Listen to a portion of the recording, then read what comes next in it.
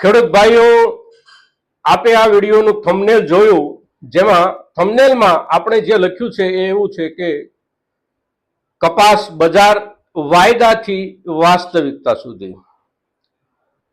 અને આજે આપણે એના પર જ્યારે ચર્ચા કરીએ છીએ ત્યારે આપણે વાયદાઓ ખરેખર કેવી રીતે બજારને હેન્ડલ કરવાનો પ્રયાસ કરતા હોય છે, સાથે સાથે બજારની આસપાસમાં અને બજારની ભીતર જે કાંઈ વાસ્તવિકતાઓ હોય છે એ કેવી રીતે બજારને હેન્ડલ કરવામાં સક્ષમ હોય છે. અને આંકડાઓની જે માયાજાળ આપણી સામે રજૂ થાય છે એ માયાજાળમાં સચ્ચાઈઓ કેટલી હોય છે અને ભ્રામકતાઓ કેટલી હોય છે. અને આ બધા મુદ્દાઓ આપણને ખેડૂતોને દરેક જગ્યાએથી અસર કરતા હોય છે. માત્ર એક મુદ્દાના આધારે આપણને જાજી અસર થાય એવું નથી હોતું, ખૂબ બધા મુદ્દાઓ આપણને અસર કરતા હોય છે. પણ એમાં સૌથી વધારે અસર કરતો કોઈ પણ મુદ્દો હોય તો આપણો ખેડૂતોનો પોતાનો વાવેતર અને વેચાણ સંબંધી નિર્ણય. હવે વાવેતર અને વેચાણ સંબંધી નિર્ણયો આપણે ખેડૂતો જે કોઈ કરતા હોઈએ એના જ આધારે બજારો બનતા હોય છે, બજારો ચાલતા હોય છે.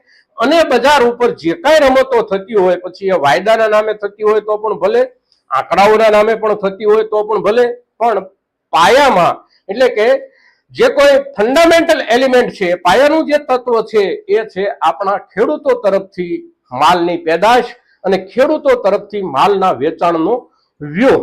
તો આ મુદ્દે આજે આપણે ચર્ચા કરીએ છીએ, ત્યારે આપ સૌ મિત્રો આ વિડીયોમાં બન્યા રહેજો, જેમાં આજના દિવસોમાં જે ભાવો ચાલી રહ્યા છે એની પણ આપણે ચર્ચા કરશું અને આગામી દિવસોમાં કેવું રહેશે બજારને લઈને, ભાવને લઈને એની પણ આપણે ચર્ચા કરશું. મિત્રો નમસ્કાર ખેડૂત મિત્રો, જય કિસાન, જય ભારત.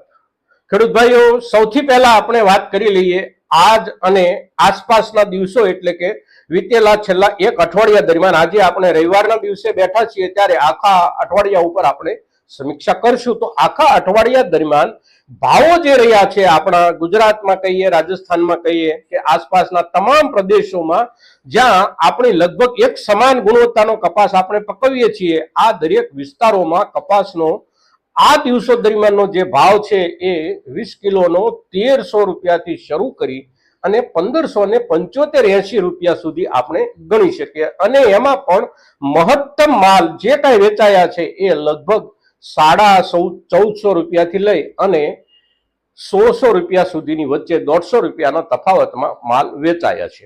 અને જે તફાવત આવતો હોય છે એ તફાવત આપણી ક્વોલિટીનો આવતો હોય છે, સામે વેપારીઓની જરૂરિયાતમાં આવતો હોય છે.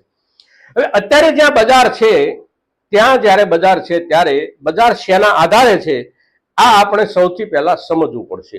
બજારમાં જે કાંઈ સુધારો વધારો છેલ્લા એક મહિના દરમિયાન આવવાની શરૂઆત થઈ, એ સુધારો વધારો જે કાંઈ આવ્યો છે એ કોઈ પણ પ્રકારના વાયદાઓના આંકડાના આધારે નથી આવ્યો. આખી દુનિયાનો સૌથી મોટો જે કોટન વાયદો ગણાય છે, આઈસીઈ એટલે આપણે ન્યુયોર્ક કોટન વાયદો કહીએ છીએ. અને ન્યુયોર્ક કોટન વાયદો આખી દુનિયાના જે દેશોમાં આ જુગારધામો ચાલે છે એ તમામ દેશોના જુગારધામોને લીડ કરનારું કપાસના પાક માટેનું સૌથી મોટું જુગારધામ એટલે ન્યુયોર્ક કોટન વાયદો.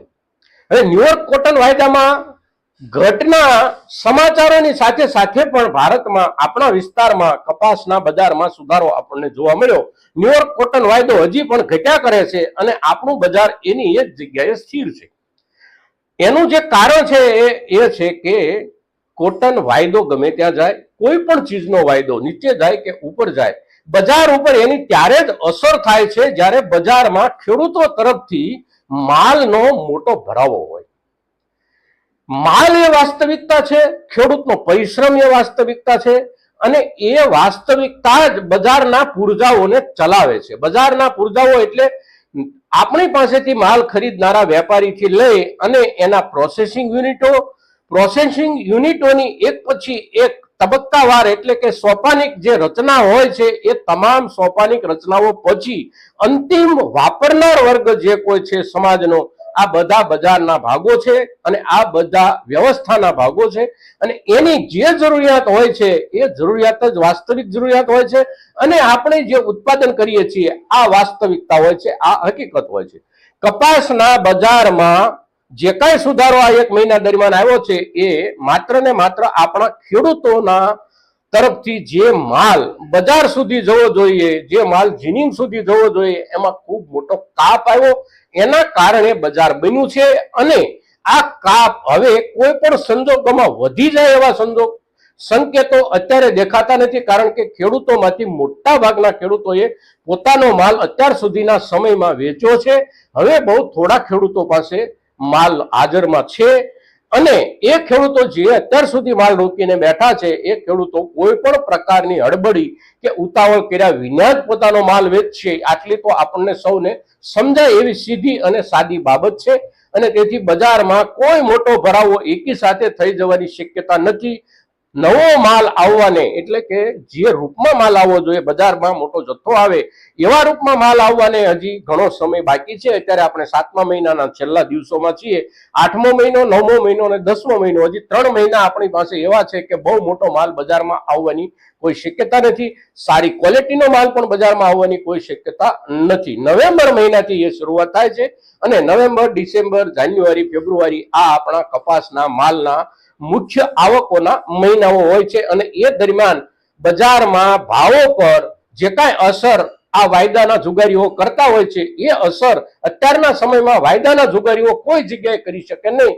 કારણ કે જીનિંગો અને સ્પિનિંગો, વિવિંગો આ જે કોઈ યુનિટોના પગથિયાઓ છે એ દરેક પગથિયાઓને જે માલની જરૂર છે એ પ્રમાણે જ માલ, અગર તો એનાથી પણ ઓછો માલ બજારમાં આવી રહ્યો છે. હવે આ વાત થઈ જુગારીઓની એટલે કે વાયદાબાજોની. ત્યારબાદ આપણી ખેડૂતોની કે જે પરિશ્રમથી માલ પેદા કરે છે અને પોતાના પરસેવા સાથે આ માલને બજારમાં પહોંચાડે છે એની વાસ્તવિકતાની. આંકડાની માયાજાળને પણ આપણે સમજવી છે આ વિડીયોમાં. આંકડાની માયાજાળ એટલે શું? આંકડાની માયાજાળ એમાં સૌથી પહેલો મુદ્દો એ આવે છે કે માર્કેટિંગ યાર્ડોમાં જે માલ આપણા તરફથી જાય છે એ પ્રથમ આંકડો હોય છે માલની આવકનો અને માલના ખરીદ વેચાણનો. તો જે માલ અત્યારે આપણા ગુજરાતના બજારમાં કપાસ જે આવે છે એ મહત્તમ તમામ બજારોમાં મળી અને દૈનિક ધોરણે 9 થી 10,000 મણ માલ આવે છે. આપણા નાના મોટા તમામ માર્કેટિંગ યાર્ડોનો જે કાંઈ અંદાજ આંકડો આ છેલ્લા 15 દિવસથી આપણને જાણવા મળે છે એ પ્રમાણે. પણ આપણે સૌ જાણીએ છીએ કે જેટલો માલ આપણે ખેડૂતો માર્કેટિંગ યાર્ડમાં લઈ જઈએ છીએ એના કરતા બમણો માલ આપણા ખેડૂતોના ઘરેથી સીધો વેપારીઓ લે છે અને જીનિંગ યુનિટો સુધી પહોંચાડે છે.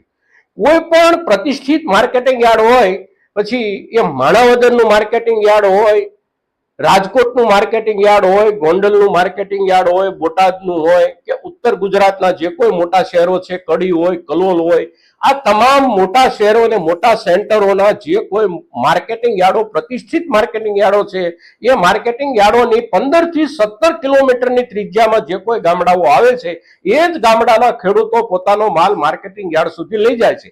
એ સિવાયના જે ગામડાઓ છે 20 કિલોમીટરના અંતરે, 25-50 આટલા કિલોમીટરના અંતરે જે કોઈ ગામડાઓ છે ને એમાં ખાસ કરીને 40 કિલોમીટરથી વધારે દૂરના કોઈ પણ ગામડાનો ખેડૂત પોતાનો માલ ભરી અને માર્કેટિંગ યાર્ડમાં જતો નથી.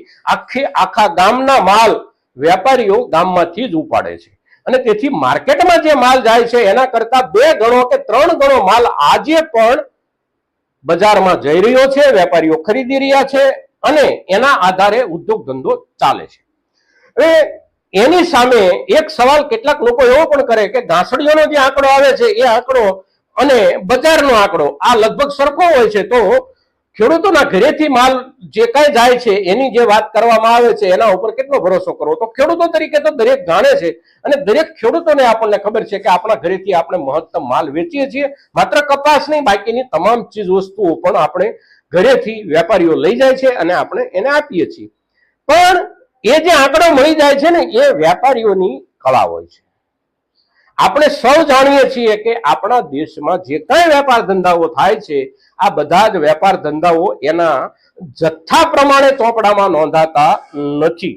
ઘાસડીઓના વેપારની વાત હોય તો પણ ભલે, ઘાસડીઓની હેરફેરની વાત હોય તો પણ ભલે, ઘાસડીઓના સ્ટોકની વાત હોય તો પણ ભલે, આ બધા જ આંકડાઓ સરકારને આપવાના અલગ હોય છે અને વાસ્તવમાં જે વેપાર ધંધા થાય છે એ આંકડાઓ પણ અલગ પ્રકારના હોય છે મિત્રો.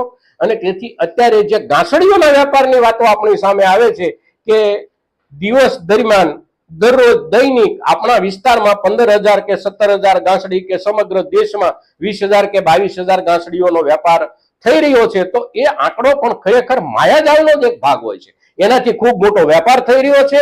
એવી જ રીતે બજારમાં આપણે જે માલ લઈ જઈએ છીએ એનાથી પણ ખૂબ મોટો 2 કે 3 ગણો વેપાર વેપારીઓ સીધા ખેડૂતના ઘરેથી માલ ખરીદી અને કરી રહ્યા છે. બજારની જરૂરિયાત પૂરેપૂરી છે.